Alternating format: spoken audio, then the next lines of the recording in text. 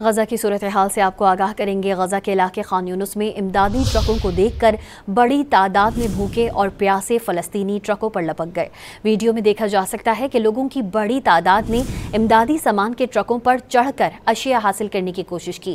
مقامی افراد کے مطابق غزہ کی ضروریات پوری کرنے کے لیے روزانہ کم از کم 600 امدادی ٹرکوں کی ضرورت ہے۔ غزہ کی صورتحال سے آپ کو آگاہ کریں گے۔ غزہ کے علاقے خان یونس میں امدادی ٹرکوں کو دیکھ کر بڑی تعداد میں بھوکے اور پیاسے فلسطینی ٹرکوں پر لپک گئے۔ ویڈیو میں دیکھا جا سکتا ہے کہ لوگوں کی بڑی تعداد نے امدادی سامان کے ٹرکوں پر چڑھ کر اشیاء حاصل کرنے کی کوشش کی۔